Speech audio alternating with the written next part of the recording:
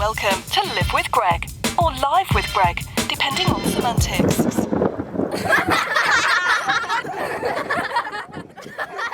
Are we rolling? Both? Are we rolling, Jimmy? Both? Yeah. All right, and Mark. That's who we're with. Our third episode of Live with Greg together. Yeah. And I'm here with my co-host and co-producer of Moped Outlaws, Marc Wendt, dear brother, a friend who's let me into the intimacy of his life, and I've allowed probably a little bit more than others you to be in mine. I think I hold back a lot, but this isn't about me, this is about you. Yeah, and I'm here with my good friend, Greg, who I've known almost longer than most of my other friends, and who I've been friends with for decades. Yeah. So, and my co-host and producer, and all-around confidant. Yeah.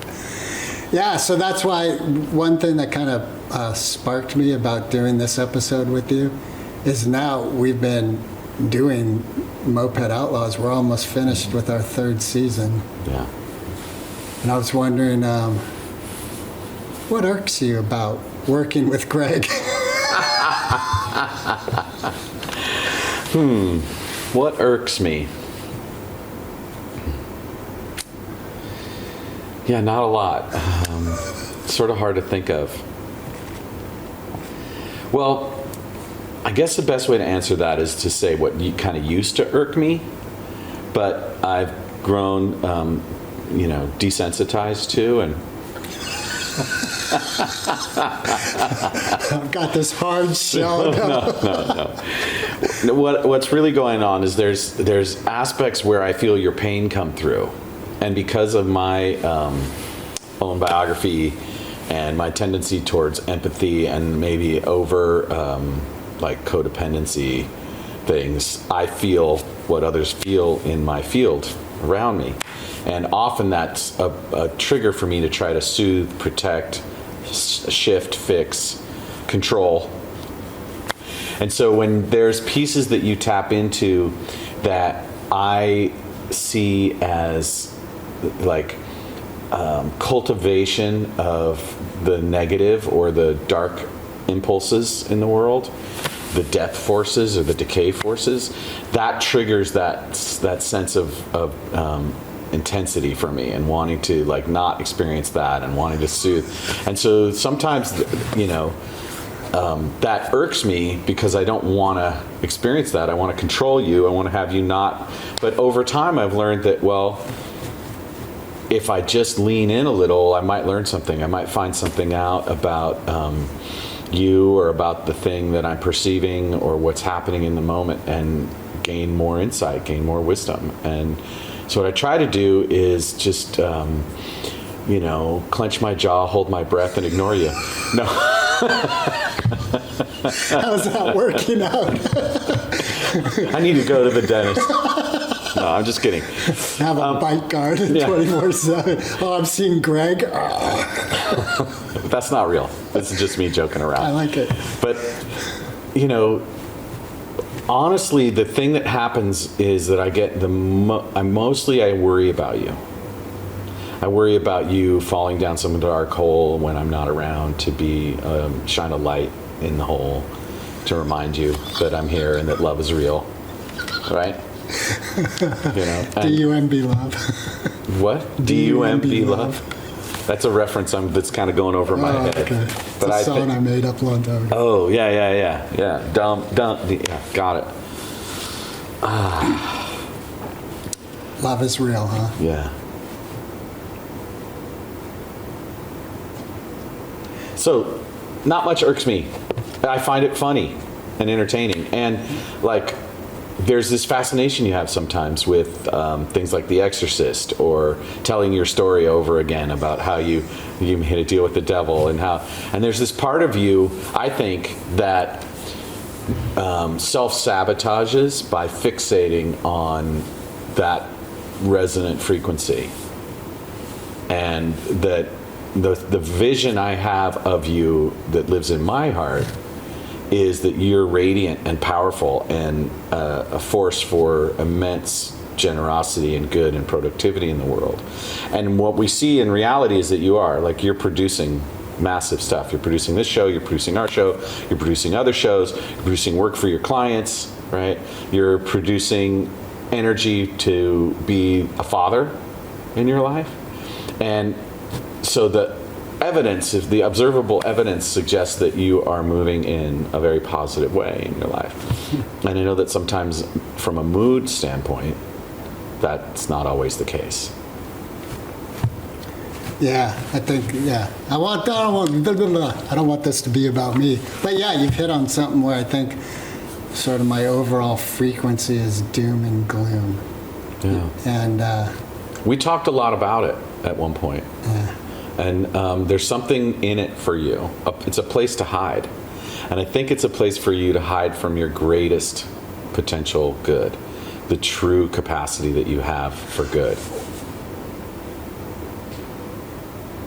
Okay, one of the things you brought up was how feeling these feelings of doom, darkness, shadow, they're uncomfortable. And a very human reaction to that feeling is for it to go away in some manner, which brings up addictive elements, things that do change our chemistry that we could get addicted to. I'm addicted to breathing. Well, I recommend you look into that because there's a program for that. There's 12 steps. You can, first is to recognize that you're powerless to not breathe. Make amends to the people that you breathed onto. That day you didn't brush your teeth. All right, so I don't know if you heard about what is currently resonating in our school district here in South Marin in a racist video that went through one of the high schools. You said something about it a couple of weeks back, but because I don't have children, I'm not aware of it at a high level. So, Do you want to remind me? Well, so this video was made by some high school students that's very racist and hurtful, and it was circulated through social media. By them or by someone else? By them, Okay. and then I think social media can catch fire, and then it's passed on and on and on. But it was very widely seen. Have we hung them on the cross of their white privilege yet? Well, for this? so here's the thing: is I think for me there's an element of I want to be uncomfortable now, and I want to meet with people and I want to create change to our school district and system so that we no longer have incidents of reaction to something that's nefarious. Instead, we have systems of healing where it won't be experienced, hopefully, in the future. And I think part of like what you just touched upon, and I think what you and I have learned a lot about with working with Bridge and other people of her kindness that shares knowledge of being anti-racist and black, healing, and healing what ourselves. It is to be black. Yeah, not okay. Is to be uncomfortable, I forgot my point to a degree, but here's the thing. Like, I listened to people speaking to the board meeting for like 40 minutes. They each get 3 minutes apiece. So that's a lot of people speaking. And one woman that really stays with me is this woman who was going to high school at TAM in the 60s. And here we are, 2023, the exact same thing's going on. She's like, what are you doing? And I think part of our white privilege is we react to something, kind of like the whole Black Lives Matter, marches that happened during the COVID thing. And then, we did that. Like, we check a box and move on instead of staying in the discomfort, staying in the hardness, staying in the pain of the reality and really healing the elements that are creating that reality. I might be fooling myself, but a part of what I believe my reasoning is for being in shadow and gloom is what is the creation of this so that it can really be healed. It's the creation of this so it can really be healed. Yeah.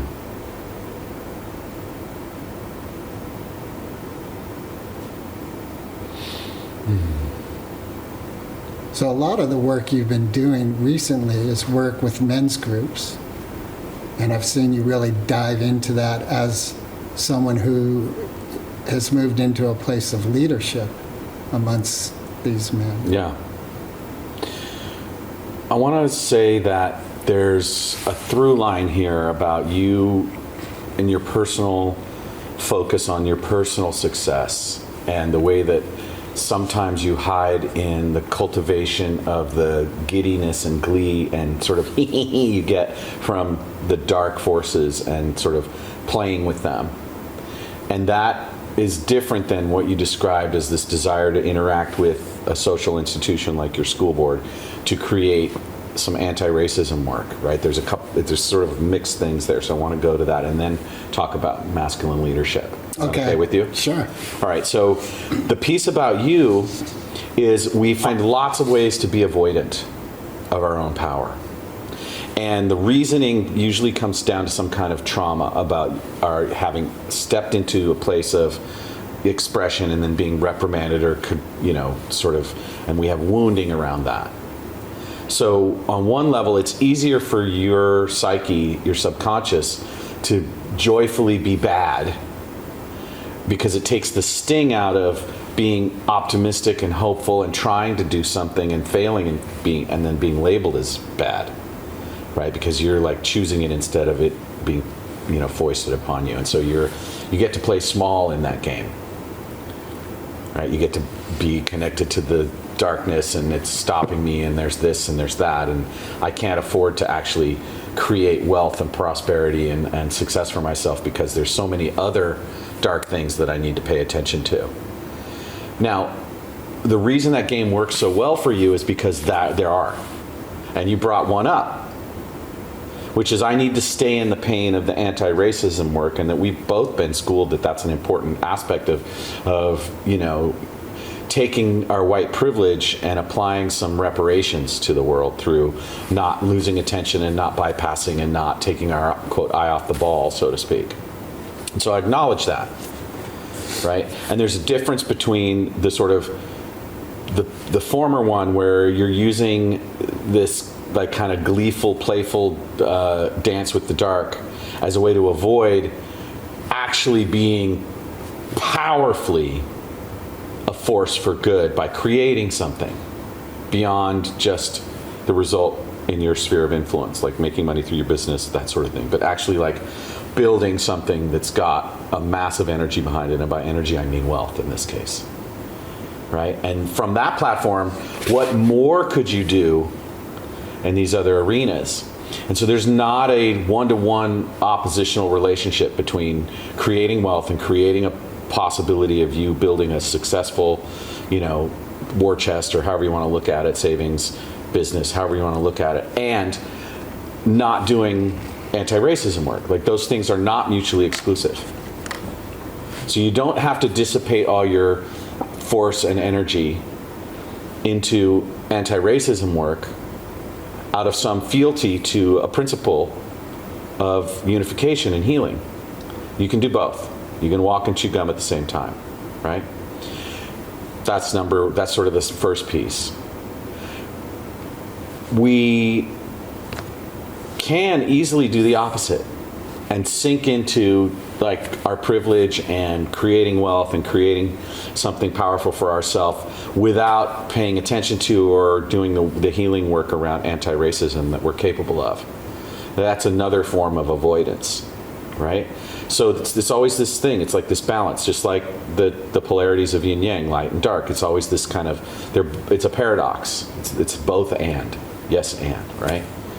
So how that ties into my current male leadership is pretty much just self-evident in the way that I explained this situation to you. Like, I've done a lot of training. I've been through several initiations, including the anti-racism work, that enable me to be a facilitator. And in the sense that a leader is someone who creates and executes a plan, but a leader is also someone who is, when the leader's not present, they step into the most powerful place of moving towards that shared value system, towards that core, value system, and what the steps are to create the result. It's the outcomes that matter, right?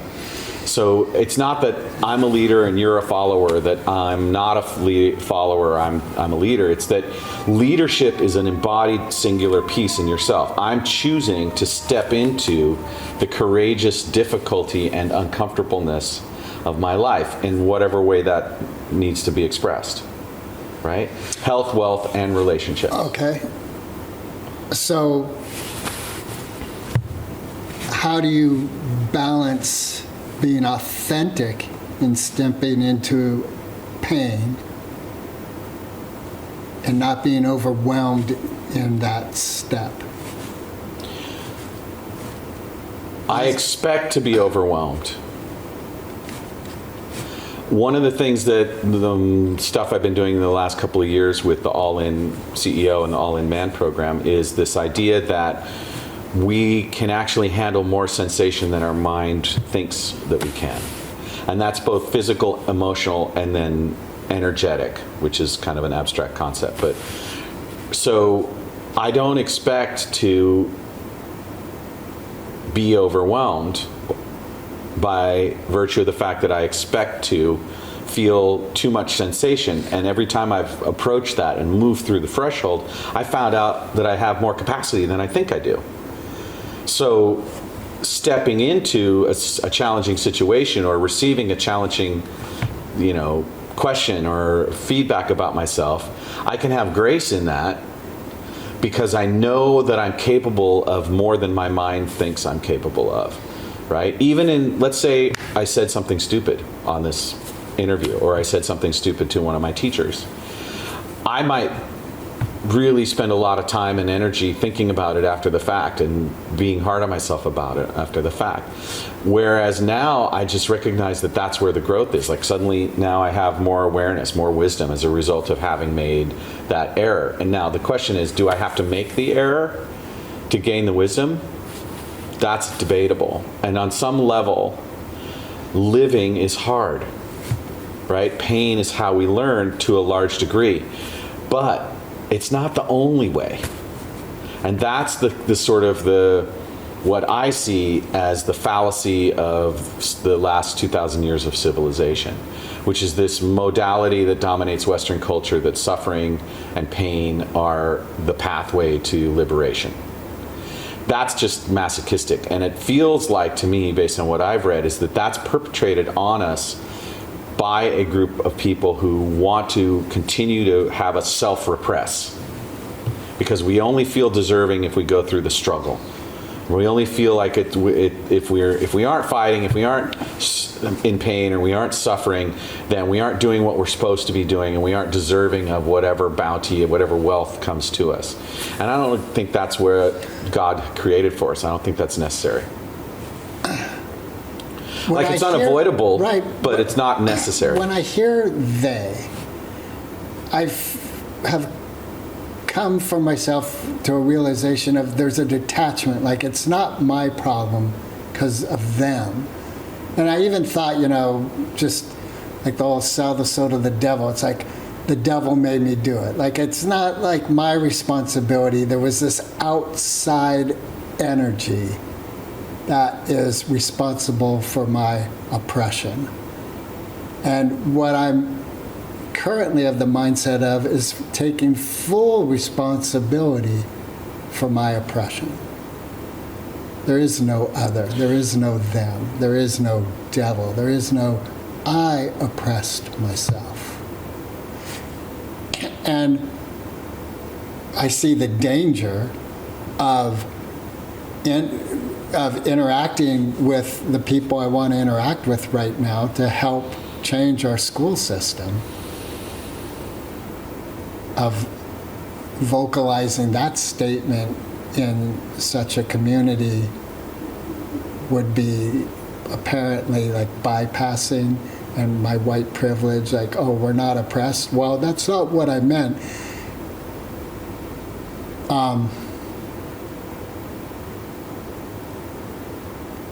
It does seem like all of us individually, we're going to land there. We're going to land like, oh, the shackles I've been feeling all along are the ones I forged.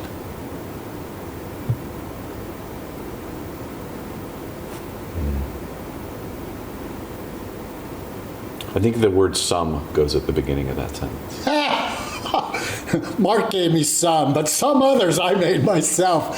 That dilutes the responsibility then. No, it doesn't. I don't understand. You're still 100% radically responsible for your experience. And there are people who are oppressing you.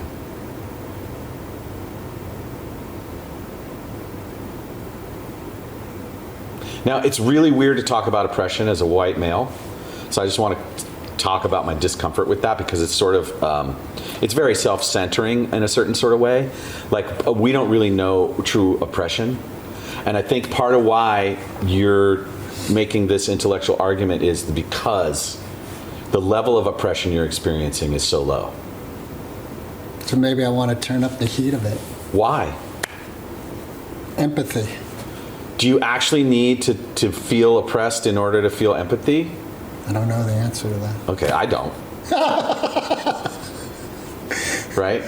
Because I'm aware what the forces of, industry are doing, that there are people who want to control markets and control lifestyle and control the way, people live their lives because it benefits them to do so. Just the way, let's take one thing since we're talking about education. All the textbooks, or the vast majority of the textbooks that are printed in the United States schools for public schools are printed in Texas. There's a whole process for how what gets put in those things gets decided. That is one of the key things that anti-racism work is trying to address because there's this whole history that's not told about the way that the formation of the United States was a genocide against indigenous populations and slavery. Mm-hmm. Nobody really wants that to be told because it pushes them into a place of discomfort and awareness, and they don't know what to do about it. The other thing that you are well aware of, I saw this black woman speaking, like, we have Black History Month, and it's all about slavery and slavery. There's nothing about our glory. And I think that's another aspect of healing racism is the voice of glory for people of color, to learn about that, as well as the horrible oppression and the amount of wealth and power that was generated from slavery. So, yes, we need to celebrate BIPOC culture. We need to have the history be told of all of the innovation. Like the first heart surgery was performed by a black heart surgeon, right? There's all sorts of elements of this that have come through our awareness now. And it needs to be taught at the grade school level, who invented peanut butter, all of the different things. Mm-hmm. And that will start to heal the process as well, right? So, in your work of leadership and masculinity,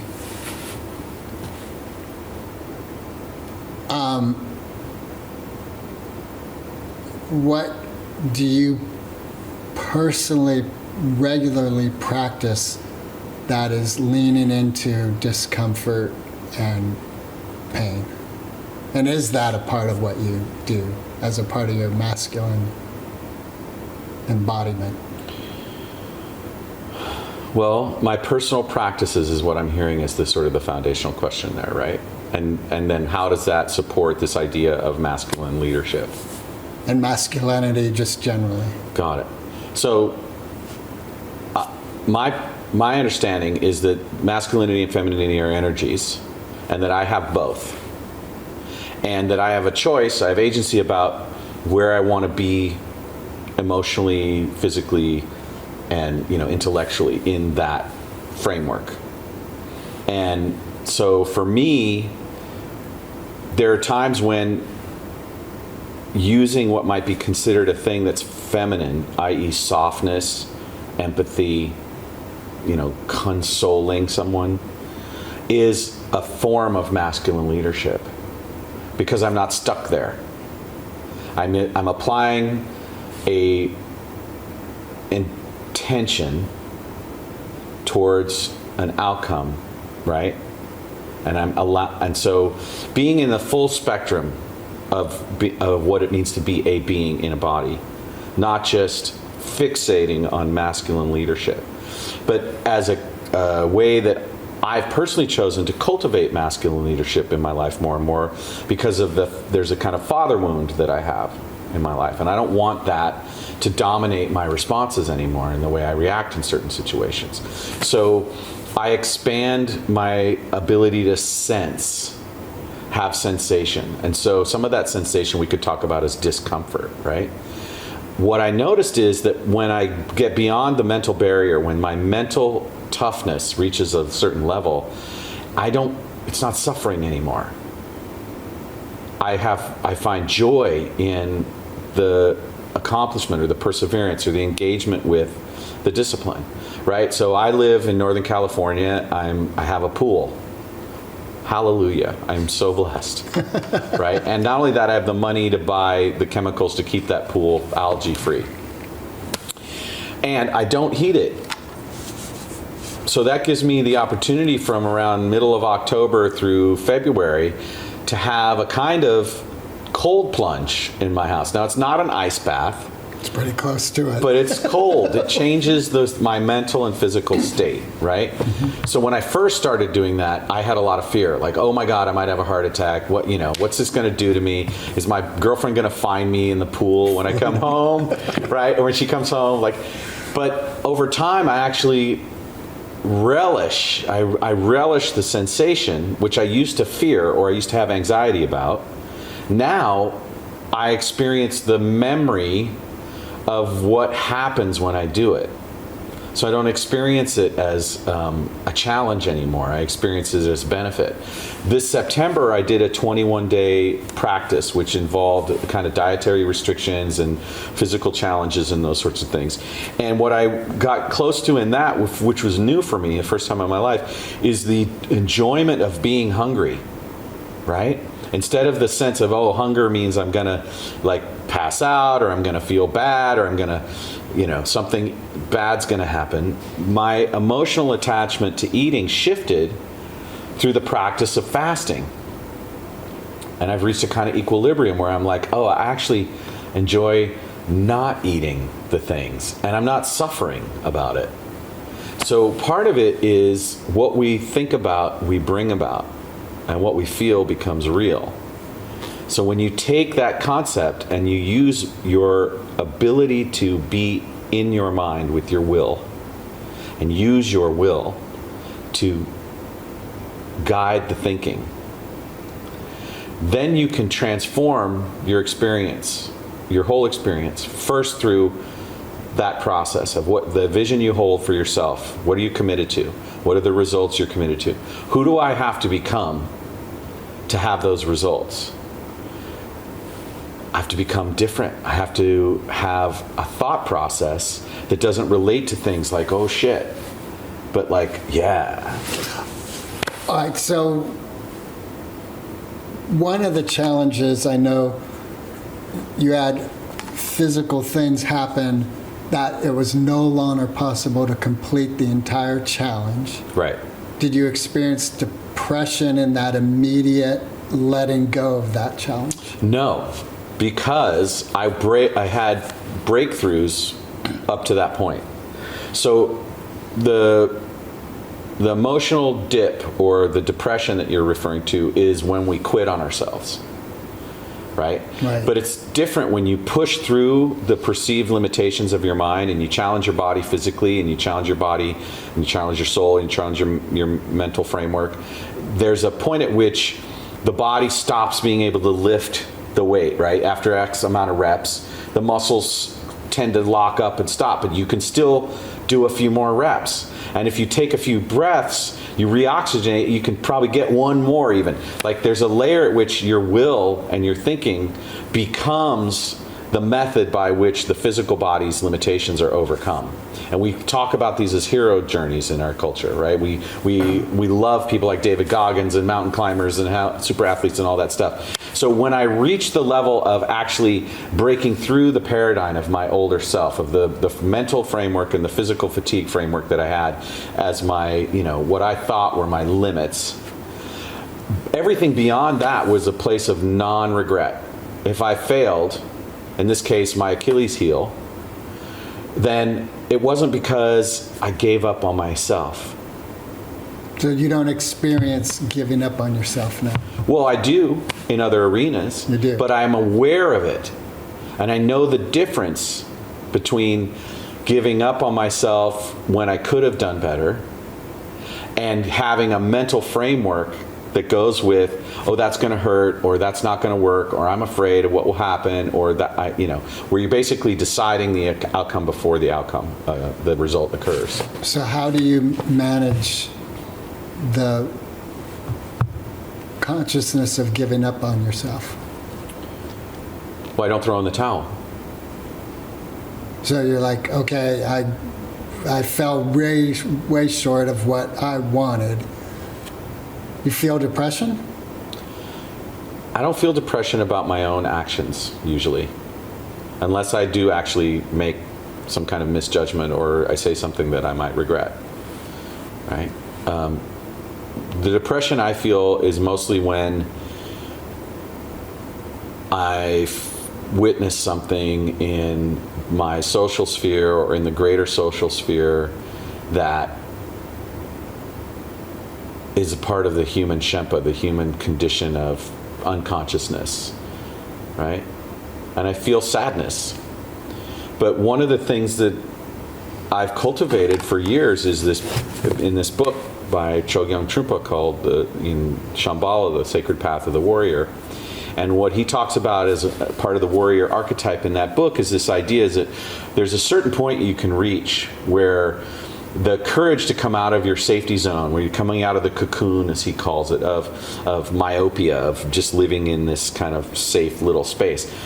Outside of that zone, there's all this freedom. But it doesn't feel like a victory lap or like, a Rocky movie. Awakening feels like some sadness. There's this thing called the sacred heart of sadness. Because once you understand and you have the vision to recognize the level of human suffering and the way that our own mental frameworks are knocking us down and causing more suffering and causing us to basically oppress others or, be a part and parcel to the oppression of others, then you can't put that back in the box. Right? Some people try to do that with drugs or any way they can. TV, like some people try to put it back in the box because it's hard to hold that. I learned about alchemy. I've been literally studying alchemy, in different ways, not consciously aware that I was studying alchemy, and then actually studying alchemy, which is a process of dissolution, chaos, and then reformation of a new substance, right? So in the moment, I alchemize my sadness, right? And I don't alchemize it by bypassing it. I alchemize it by going through it, experiencing it fully, allowing it to come in and then dissipate. And then there's a spot right after that. It's like, if you guys have had a hard cry in your life, you know that at the end of that cry, there's this moment of stillness. There's this kind of like emptiness, right? And then the next thing that happens might be more crying. You don't know, right? But it also might be, okay, it's time to take a walk, right? Well, there is, in my experience, after a good cry, there's a refreshment that's felt. Right. Like, no, now I'm in a place of empowerment to continue on. And the neurology of that is the body is releasing, all these positive chemicals as a result of the detoxification, the releasing of the emotional content that's in the body that's around that. So I don't view life as a fixed state. I view life as a kind of ever unfolding moment, breath by breath. I'm alchemizing my experience, and I'm using my intelligence and my will and my heart and my courage to actively engage that process. That's what agency means to me. That's what 100% radical responsibility means to me, is that as I see, I then integrate through this process of allowing my emotions to be felt, recognizing the common humanity, and then choosing my response. And the practices I'm engaged in all are designed about creating the afterglow or the resonant practice beyond the moment of practice. So for instance, my Qigong and my meditation and my cold plunge in the morning help me expand my capacity to feel sensation. So did you do a cold plunge this morning? No, because I slept in. That's the honesty of it, right? I don't lie. That's the other thing, is I don't bullshit, right? So, I could tell you why I stayed in bed, but the point I'm making isn't about whether I did it this morning. Let me finish my point, please. All right. What you want to do is you want to try to create the possibility that an hour from now, when your friend asks you whether you did your practice or not, you don't go into a kind of triggered space, because you're still at breath by breath. You're alchemizing everything that's happening, and you're in your agency, right? And when you live in truth, when you live in integrity, when you live in a conscious intention to be a force for good, you've got to practice. And you're not always going to succeed, right? But you can build this openness and this ability to be in that space. And then your deeds become more and more fruitful. Well, what I appreciate in what you just shared is the moments like me asking, well, did you cold plunge this morning? And you say no. The resonance of that truth is moved through quicker than if you're avoiding it, and then I ask you and then you get upset like, that's not what I'm talking about. You know what I mean? Yeah. So I definitely appreciate that there's an element of consciousness that allows one the truth of the moment with more ease. And sometimes that ease is like, oh, this is a fucking uneasy moment. Right. Well, and that's what you practice for. Yeah. So back to this thing about the school board. Right. Your perspective as a parent informs a desire to want to do that. Well, it's really coming, it's not as a parent, it's as a person. Like, here's this whole community in pain, and I'm a part of that community. And part of the pain is that people like me have just walked away for it forever. Right, like you said, the woman's been there since the 70s, and she was like, hey, why hasn't this changed? Right. The 60s. Yeah. Why hasn't this changed? Yeah, that's 60 Why hasn't years. it changed, Greg? Because it's painful. It's hard.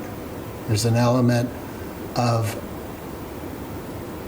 the privileged white people of Marin County taking a breath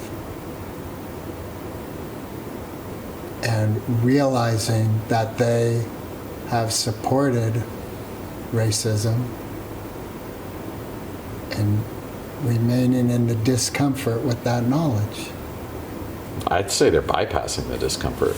Right, but I'm saying that's what's needed, is that they need to, one, be conscious, like, oh, I am a part of the problem. Did you feel like anyone in that space that you were interacting with was in denial that there's a problem? No, because they were all people of color I was listening to.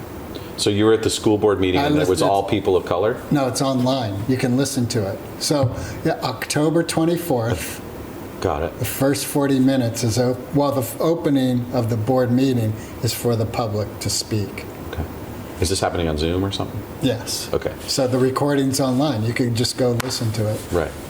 So you're listening to this recording Yeah. of BIPOC people Speaking up about this. speaking about the issues that are facing their community. No, about this one particular event.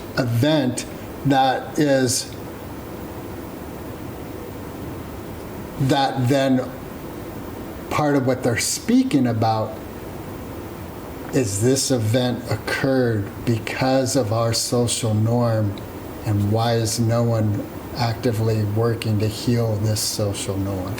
The social norm being racism is alive and well in Marin County. Got it.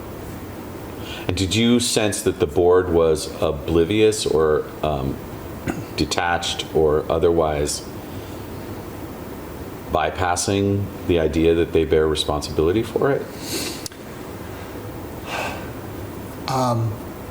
My experience with governmental entities is they move slowly. So even though I know for sure one individual who's a leader on the board is very personally wanting change and engaged, but my belief is that the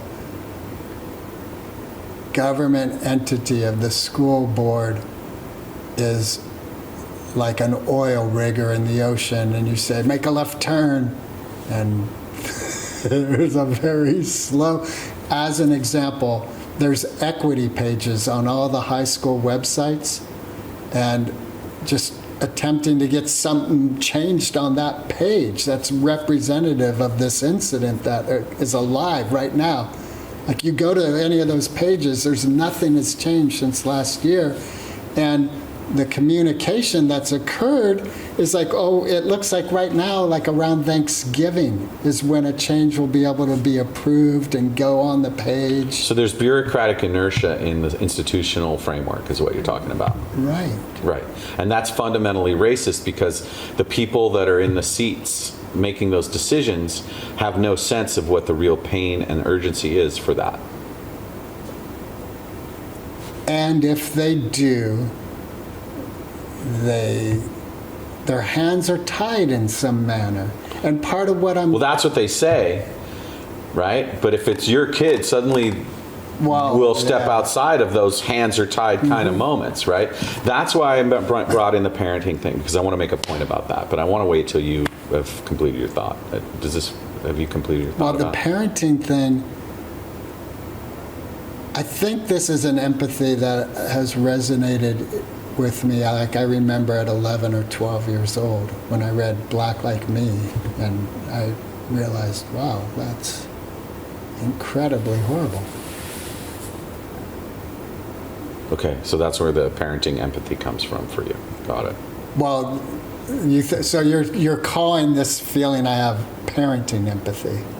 Well, Is that what my I understanding? did in that moment, sure. I'm not trying to confine it to that. There's a point I want to make about parenting, which is part of why I brought it up about you earlier. So I just was pulling that in, calling that in. And what you said was, you remember being young and reading this thing, and your school board that you live in the community you live in, which is predominantly not people of color, which potentially has sympathetic political statements that they make, but their actions are bogged down in the cultural inertia of bureaucratic changes in this era of safety and like non-triggering, non-canceling kinds of things, and also liability and lawyers and all of the things that are sort of holding us back. All right, and this thing happened, right? What was the thing that happened? So this video was made by students that's very racist. It's about 16 seconds of this one individual saying the N-word over and over and over, and the other two individuals are laughing. And it was made on school cameras and stuff? No, so it was made on the phone. It was made during the summer off school campus, but then it was thrown on social media and went around. And part of what is brought to consciousness, if one sits with this, is the individuals who made the video threw it out to the world because they knew there was an acceptance to it. It wasn't like oh, this is bad that I made. This is not going to go well. There was like, this is funny. Let me throw it out there. So that's the consciousness that's alive right now. So the point I'm going to make is that it has nothing to do with the school board. That the root issue is about the parents of these children. And that the issue is that the shift actually happens in the way that you interact with your progeny and the way that you act as a person when you raise your children. And that we tend to have this sort of mentality of the kids are this responsibility of the school, and you should be educating our kid. Wait, let me finish. It's very hard for me to let you finish. I know. Just stand by. Let me finish my point. And that's where the locus of most of our attention needs to be, right? It's not that we don't want to put any attention there. I can count to 5 too. The parenting is the ultimate locus of the impetus of this. And the provision of the phone, the non-observance of what's on the phone, the idea that the kid has access to publish something like that. And that first of all, that the kid who said the thing is not being held in enough of a loving embrace of parenting that he knows better or she knows better. And I think that's where attention goes on this issue. And asking the school board to respond to this thing is it's a high level expectation. We can do better with our education for sure, but having this issue become the school board's issue is the wrong approach. No, because that happened on school grounds. It affected the school environment. And there was a teacher at TAM that was physically injured because of trying to break up a fight that was happening around this video. And so here's the other thing of it. We have entities that we've created, we collectively have created, such as a school board, such as a mayor of a town. And in this particular instance, the school board is being asked to be accountable for change in the system that brings the education you're talking about to the people.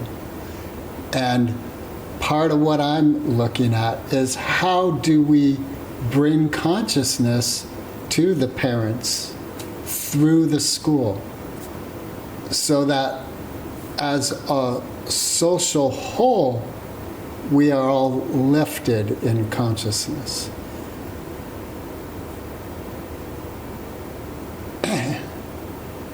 And that is where I think we have a great opportunity to be leaders in educational system changes that bring consciousness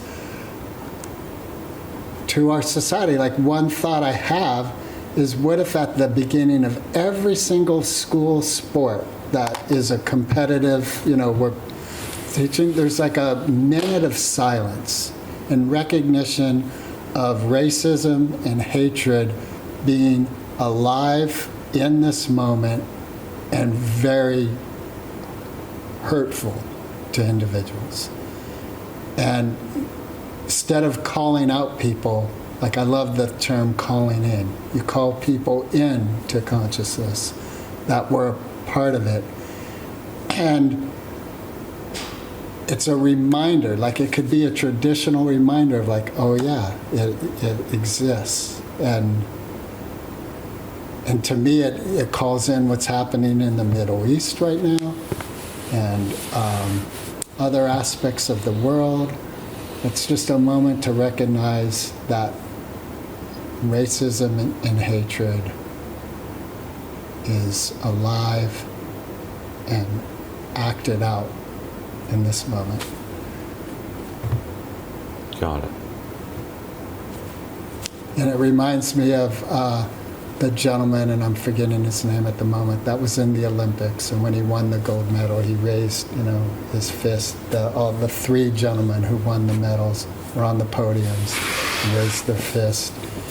And it was a moment that brought consciousness to the world.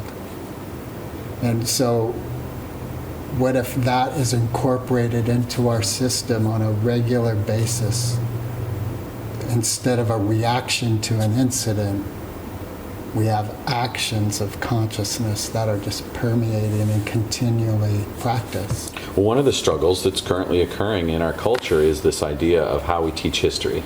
Yes. And that's being waged in the sphere of the educational institutions, right? Right, absolutely. And that's an ongoing thing. Yeah. And people are hardening their positions in conservative, and some people are opening up to the idea of like, we really need to understand this, right? And I agree that one of the ways that we address systemic racism and cultural conditioning around privilege and racism and ableism and the different things that are part of the conversation is that we use institutional approaches to educate, and that raises the next generation up.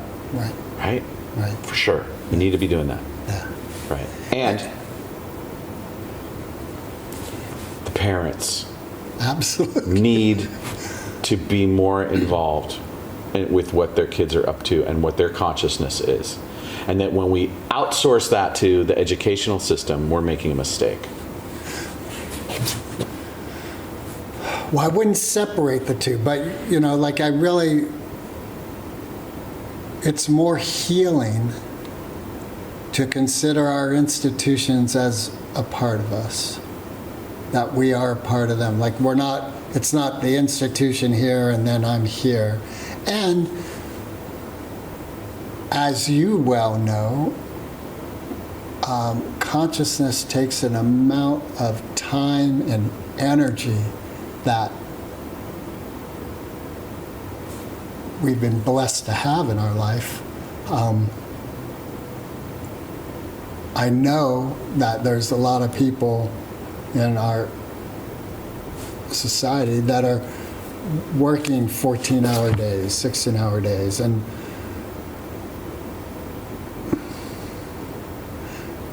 part of the challenge of us human beings is how do we call in a supportive manner. And like you and I had a conversation once where you felt like there's times where I just dig into you, like where you're already feeling vulnerable, and I'll say something that's, like slamming it even further, and it hurts. It's not and what I appreciate in that conversation we had is you came up with a way to bring that to my consciousness, because part of what I shared with you is I'm not conscious of it. Right. Seems like that. Can you tie that into what we're talking about a little better? It seems abstract to me at this point.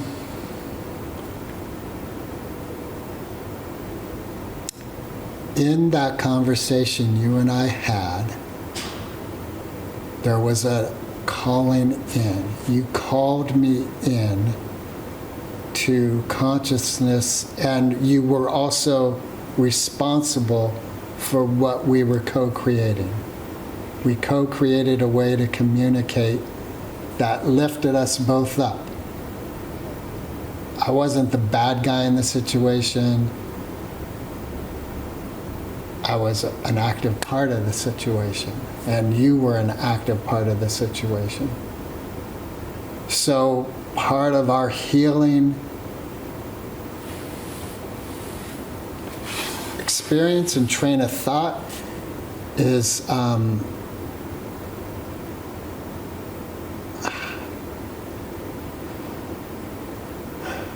how do we call people into the community to lift up? And I've heard this, I forget the woman's name that the phrase calling in is, she really speaks about it. And she talked about in her particular situation, like a Thanksgiving dinner with her family, and one of the uncles started going off, And whereas before calling out and getting angry, and then you create drama, and there's no healing in that. She was like, you know, I know you're a really loving, kind guy. Like, I've known you for X amount of years, and that's who I know you to be. And what is this that you're saying right now? Well, in order for people to be able to do that, they have to heal their inner trauma. Because in order to have the bandwidth, to have the capacity, to have the ability to move through the trigger, to alchemize just the anger at the person's ignorance being expressed, or our perceived ignorance, because ultimately it's their opinion, right? Who are we to judge on some level? Like that we can, right? We can be discerning about what is harmful and what isn't, but is to have the capacity to meet them outside of the nature of making them wrong. Right. Right. And that's what calling in is. It's restoration of integrity, right? It's the idea that this person is not necessarily outside the subset of me, right? This is a little esoteric, but in oneness theory, which I subscribe to, you're just another aspect of this whole. And so if it's occurring in you, I can choose to relate to it from a place of judgment, condemnation, abhorrence, and hate. Or I can alchemize all of that and find the hurt part of you and recognize the humanity in it and seek to touch that, which might open your heart. No guarantee, right? But it might open you up to then receiving some additional peace. Right? But if the communication that originates from me in response to your angry tirade is that I'm going to fix you by installing this new belief, by getting you into called in space and getting you receptive, and then I'm going to go, well, here's the thing you need to know.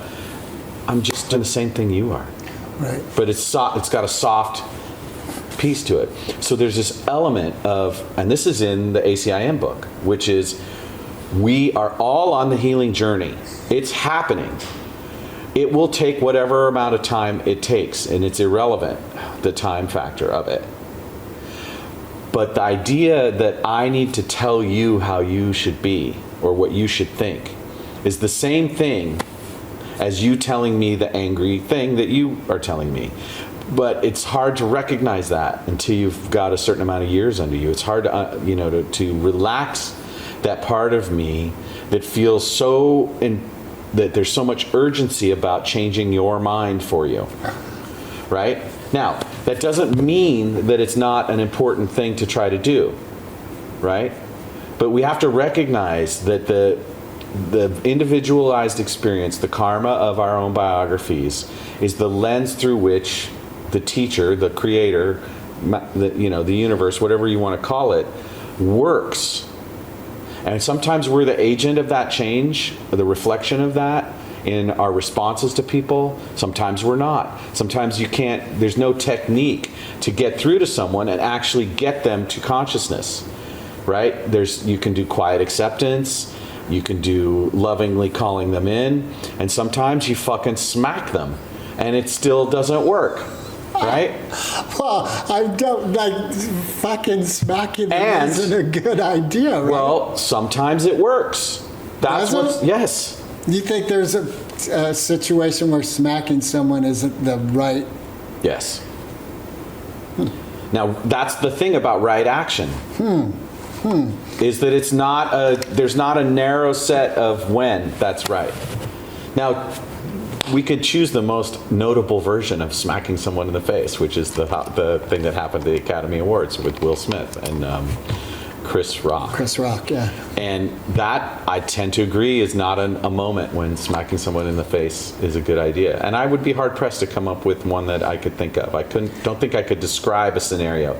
But I know that there may be a moment in my life where that's the thing that's called for. And I'm open to it. I don't think there ever is. And here's why. Because if we take humanity like an individual, you're there and I'm there, and I'm here. And then we create entities. And these entities are political structures and religious structures and then I need to protect my entity, and I feel like you're attacking my entity. And so now, instead of me smacking you in the face, I'm throwing a bomb into a space where I believe this entity exists. So if a woman is inappropriately touched in a club, we've seen them pour a drink on a man, right? Or we've seen in older cultures where she slaps him. Or knocks the fucker out. Right. Yeah, I'm with you on that. Now, there is an element where that person, and that is part of the reasoning that's going on with war. They threw the bomb first. And after, 10 bombs are thrown at us, we're like, fuck it, we're throwing a bomb back. And that's where it does seem, and I want to respect your time, so I'm checking the time. Well, we got to wrap up pretty soon.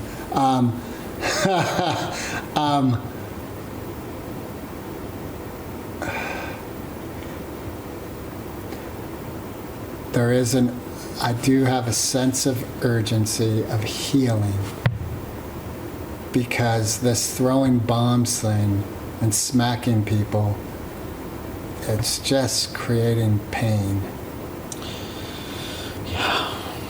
So this brings us to what I wanted to talk about today. All right. Well, you got 2 minutes. Glad I could be here for you.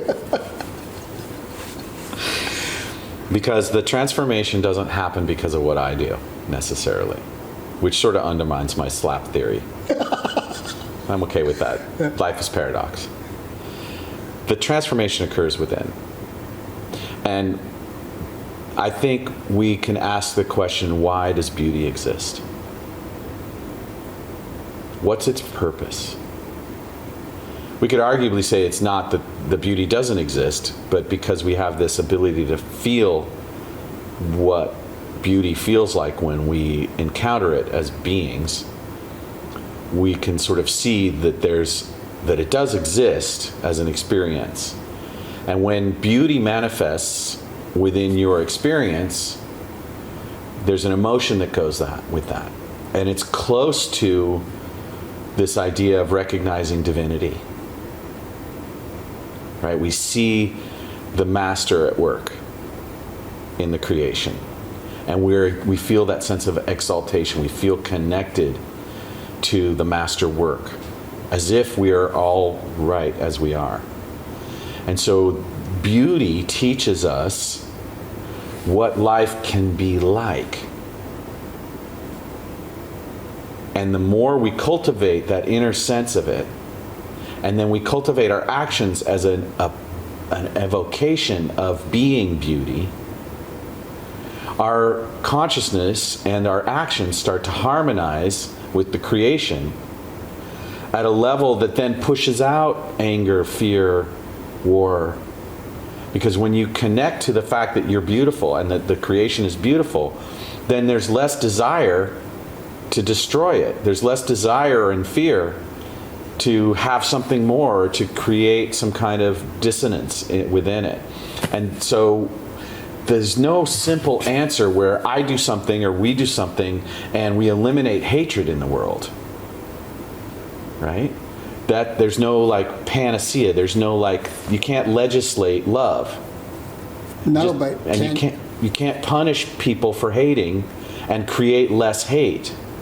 But can you know only love within yourself?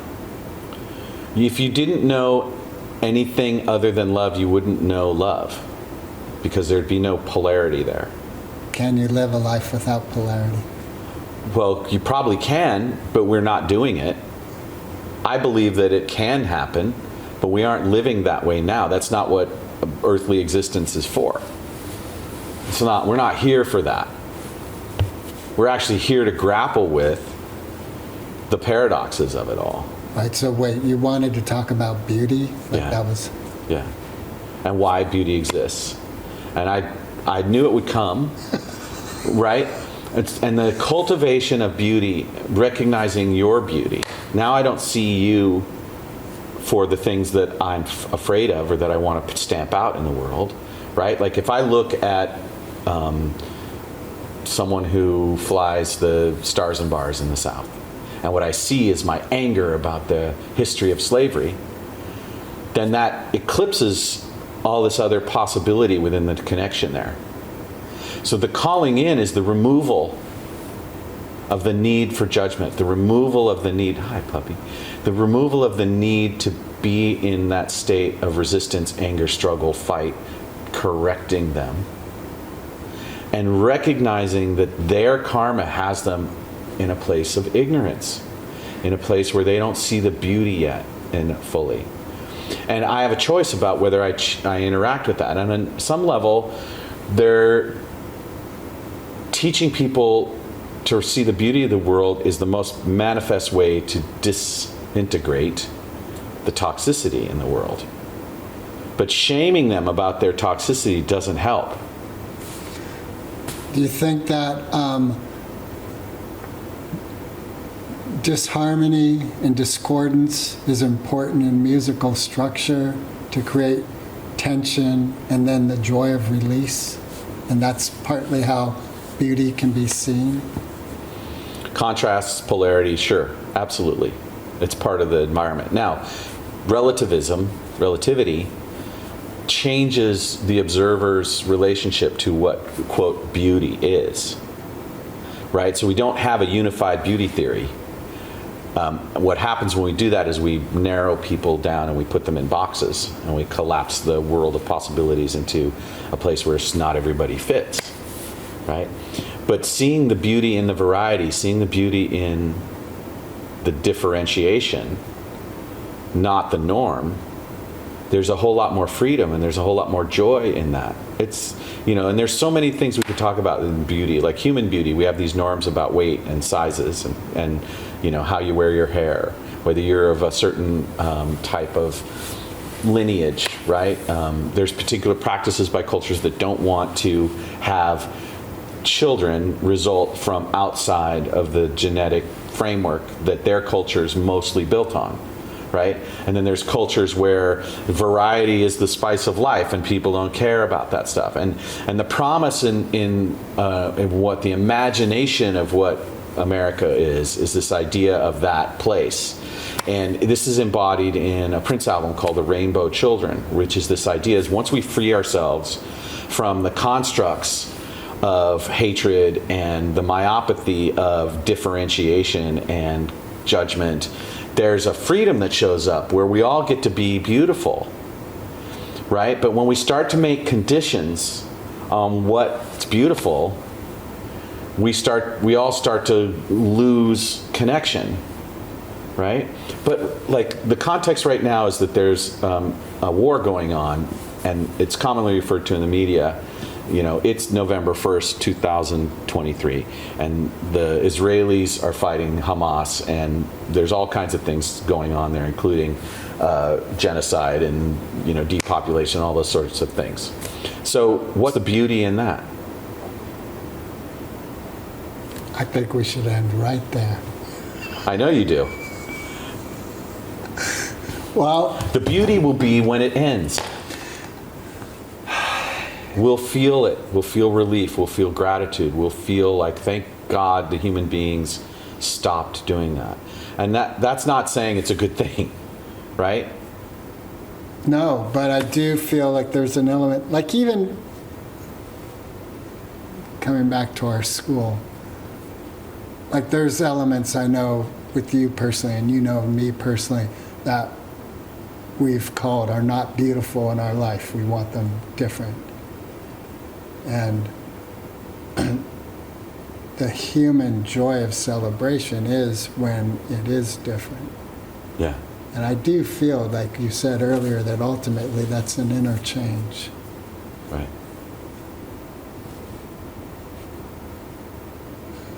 We only have a little bit of lifetime left to make that change. Well, that's the thing that the ACIM tells you isn't true. That's the fallacy. Yes, that is correct. Right? Yes, But the problem with that mentality is it's like you can turn that into a blank check for passivity. Right. That's not leadership. Passivity is not leadership. So there's this paradox of how do I apply urgency to this intensity and at the same time be in the recognition that if I fail, it's not going to... Right, so let me ask you, Yeah. with the current situation in the war in the Middle East, Yeah. how are you holding that so that it has authenticity for you and you can hold it? I can hold it. Right. So you're not pushing it away. Because I know I've talked with people who are like, just, I'm not paying attention to it. I think I'm probably more in that realm in the sense, like, I'm not paying attention to daily news about it, but I'm not hiding my head about it either. So I guess the way I hold it is by understanding the parts of myself that want to kill. So would you be willing to, do we have enough time even? So it's, I'm going to make time because this is important. I might end up on this call in my car that I have to go to. But All I right. think we finally reached a point where we need to follow through on this. And it's in my value system to finish something like this. So again, personal responsibility. Recognizing where I want to kill Hamas or where I want to destroy Israel because of what my judgments are about them. Once I start to understand that that's in me, now I'm holding it in a way that's about me. I'm looking at my desire to say, I stand with Israel, right? Which is not a hard thing to say for me. And then I also can understand and feel the thing of, you know what? Palestine has been wronged since 1947. And there's been a perpetuation of a kind of prison state by Israel, right? And those two things seem to be in complete opposition to each other. At war. But they're not. What's at the root? The root is in the Declaration of Human Rights. We're all human beings. We all want to feel safe. We want our kids to go to certain schools, right? Where we get in trouble is where entities of corporations or governments want to exert dominance and control over resources for profit in order to have and take something, right? And that taking, that appetite, it's a human condition too, right? right. I'm not justifying it. It's definitely costing us all amazing amounts of resources and suffering, right? So, do I pick a side? There are people who tell me if I don't pick a side, I'm wrong. And if I don't pick a side, then I'm wrong. And if I pick a side, then everybody on the other side, I'm wrong. So I'm totally willing to be wrong in this. Because it isn't right or wrong. Isn't, oh, let me ask you different. Is it painful for you to feel and experience the energy in you that wants to kill? I don't think it's painful until after. After you have that experience of, Well, either in the moment I'm recognizing that the energy's there and that's not painful, it's instinctive. It's, we could talk about what that is physiologically. But externally, it's after the fact that I recognize how there's wrong action there, right? like you made an action from that energy that was wrong action. Well, honestly, this is where privilege comes in, right? Like, I don't have to kill anything. And the most obvious place that I encounter the urge to kill is when I'm, sitting in my meditation garden and there's flies and bugs that are trying to, right? And I went on this initiation recently. And as part of the leadership team, one of the things we were outside from like noon to late in the day. And it was just fly after fly after fly, like tons of them. And at first I was like very agitated. I was trying to brush them off, right? I was trying not to like kill them, right? And then over time, I allowed myself to just experience what it was like to have them land on my ear or land on my nose or try to crawl in my nose, right? And the thoughts that came to me are those old pictures of the kids in Africa that we see where that's like they're just not even flinching because there's nothing you can do about it. It's just happening. And it's the resistance that's causing me the suffering, right? And it took me about 24 hours to get to that space. And then I was stable and I didn't feel like killing the flies anymore. That's about as much desire I have to kill anything right now in my life. And that's an incredible amount of privilege, right? So if I lived in Israel, right, on October 7th, my desire to kill might have gone way up, right? Same thing if I'd lived in Palestine for generations and seen my relatives imprisoned and wrongfully tortured or whatever. See, but it's part of the nature of being in a human body. It's part of what we face as people.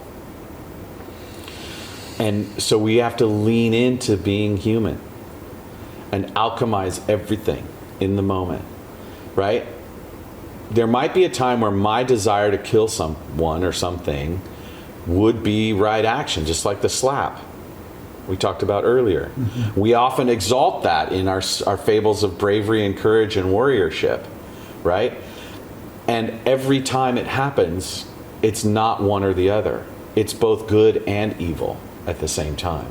And so depending on the circumstances and the values that you have, we talk about those as a social commons as, well, there's killing that's going to be evil that you get in jail for, right? And then there's killing that we actually, train you for and pay you for and give you retirement and a housing loan for, right? That's and then we learn that there's even killing that, you were hired, paid, and trained for, but it really wasn't. Well, it wasn't righteous. Wasn't right. looked upon by the world as a good.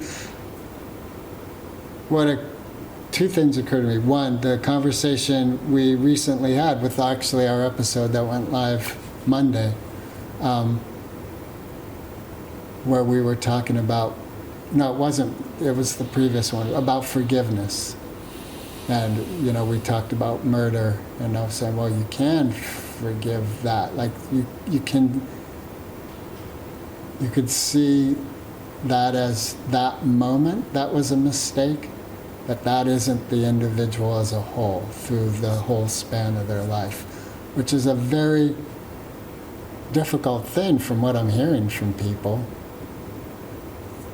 Just as, like, one can think, like, well, the flies, you just, like, just sit with it. Like, it took 24 hours, but that's what it took. That experience took 24 hours to come to. For me. Place. Right.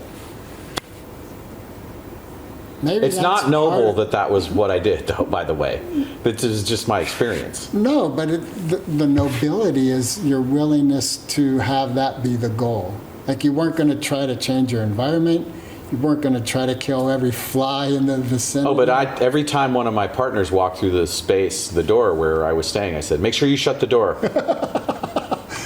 Yeah, for the first 24 hours. No, after that, it was the whole time. Like, make sure you shut the door, right?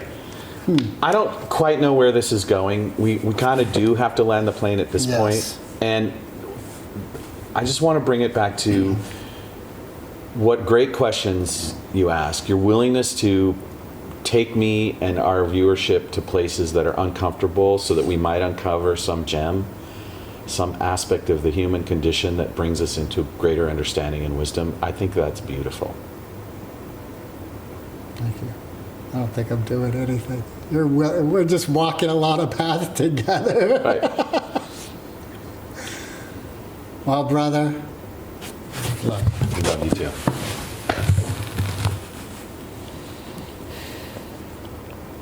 Make art, not war.